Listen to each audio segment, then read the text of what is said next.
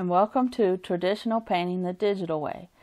This is where I use digital painting apps to teach traditional painting techniques. In this video, we're going to be starting a brand new series, and we're going to be doing a cloud study of a thunderhead. These are great big puffy clouds that appear in the summertime, and sometimes they have hail in them. But they're very pretty and they really add a lot to a painting. So here are the supplies that I use. If you want to follow along traditionally, you can use a 2-inch flat wash, a number 10 bristle brush, a number 8 filbert brush, a number 10 flat brush, a number 6 flat brush, a long script brush, a short script brush, and sometimes I will actually throw in a number 3 round brush. I use canvas board, or I like to use the wrapped canvas because you don't have to frame the wrapped canvases. And they're also very convenient. You can just hang them on the wall. And then here's the paint that I like to use. And I use Grumbacher Academy for the most part for acrylics. And you can also use Liquitex or Amsterdam acrylics, but the color names will vary from brand to brand. The app that I'm going to be using is Infinite Painter for Android. And I'm going to use a picture that I took of a big thunderhead for the photo reference. And as you can see, it's got a really bright blue sky there, and so we want to go ahead and start with the sky first. And I'm going to go ahead and use the Leo brush. It seems to work the best for me in Infinite Painter. And if you're following along traditionally, you can use your 1.5-inch flat wash brush. And you want to make sort of an X-shaped stroke so that it kind of smooths out the sky and you don't have all the brush strokes going one way. And it just kind of makes it look smoother and flatter. And I want to go ahead and use ultramarine blue and maybe a touch of cerulean blue in it.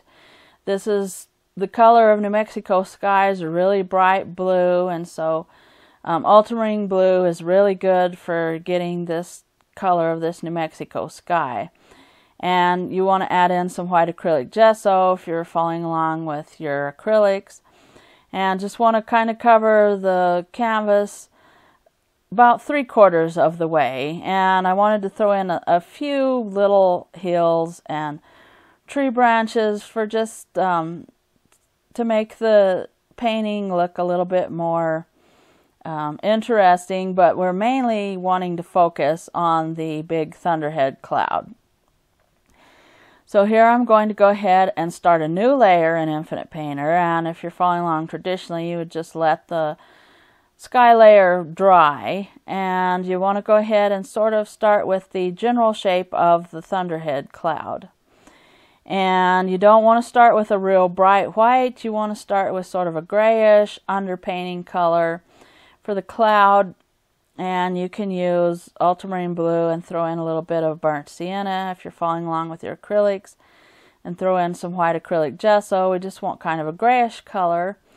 And then we want to go ahead and add a little bit of the lighter pockets that are in the cloud. And you would go with a tinted orange-white mixture.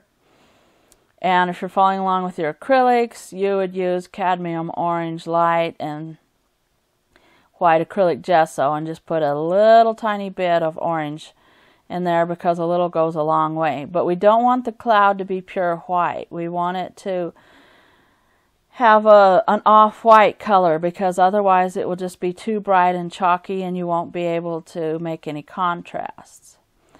And then here I'm smudging the dark and light colors sort of together on the edge, but you want to make sure that you leave the pockets of dark and the pockets of light because this is what gives your cloud a 3-dimensional look.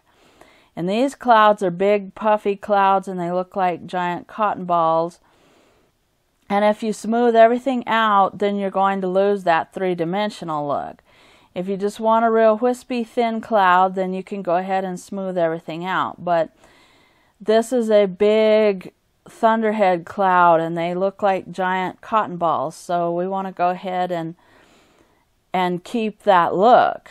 And here I'm saving it right quick, and you always want to save because something might happen, and always save and always export it out if you're an infinite painter, because you might actually lose that project, because I'm a beta tester, so sometimes the new version may not be real stable, so you have to always do that. Just do that anyway with any digital program, because invariably it will crash no matter how good it is.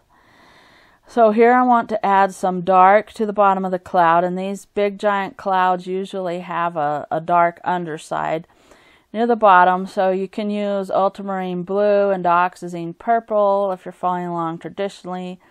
Throw in a little bit of white, and here I'm throwing in just a touch of the cerulean blue, which is just kind of a bluish green. It's the light blue with a greenish tinge to it. So you can use ultramarine blue and hooker's green if you want to, and throw in a lot of white, and that will give you the same color.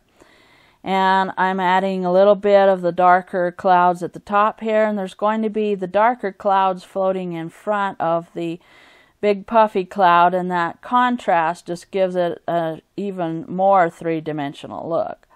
So here I'm adding more pockets of dark into the clouds, and you can use your filbert brush if you're following along traditionally, or your number 6 flat, and then you want to smudge those out. And you want to go ahead and kind of leave the edges of the clouds, like the dark edges against the white, to make the contrast and to give the three-dimensional look. And then you can smudge them more at the bottom. And I like to use the Leo brush and the filbert brush and even the dry brush to smudge these clouds. And then next to the big Thunderhead is some thin wispy clouds. So I'm adding a little bit of a bluish mixture, really light blue cloud, and then really smudging them out. Make sure you do this on a separate layer if you're using Infinite Painter.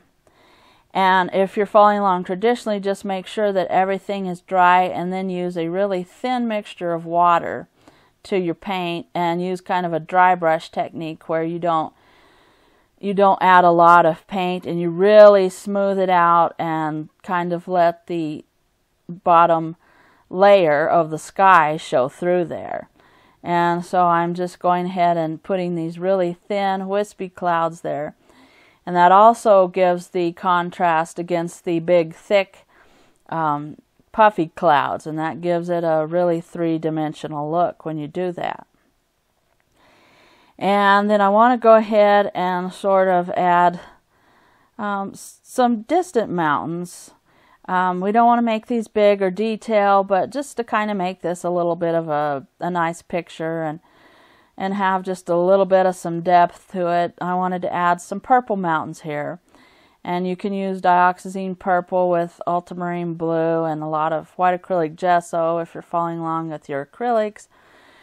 And just make the distant mountains have more white in them and be a little bit lighter. And then as you come forward, you add a little bit more of the blue and the purple just to kind of give it some depth. And like I said, we don't want these mountains to have a whole lot of detail. We just kind of want some indications of mountains to kind of give a little bit of depth to our painting. While this is mainly a study, I thought we'd just make it kind of a nice little simple painting. And so I'm just adding a little bit more of some dark to the mountains that are closer to you. And as mountains come closer to you, they get darker and more intense in color. And this is called aerial perspective. And so here I'm just kind of adding a little bit more of some blue and purple to these mountains just to show that they're a little bit closer to you. And then the mountain that will be the closest to you is going to be a burnt sienna and yellow ochre type of color. And throw in a little bit of some light purple if you're following along with your acrylics, and you just want to kind of smudge those together. And again, no big details. I just kind of want to smear them together, and I was using several of the oil brushes to try to make them smear together, but the Leo brush and the Vince brush seem to work the best if you want to use those on the smudge setting. And so you just kind of want to smear some colors together. You don't want it to look flat. You want a little bit of some dark and lights also on this little hill.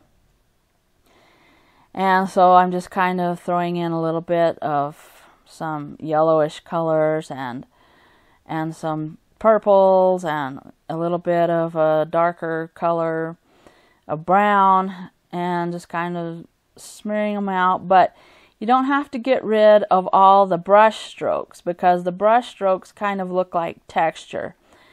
And so you want kind of a little bit of some texture to these mountains. That just kind of gives it a little bit of depth. And here I'm throwing in some darker brown. You can use burnt umber if you're following along traditionally.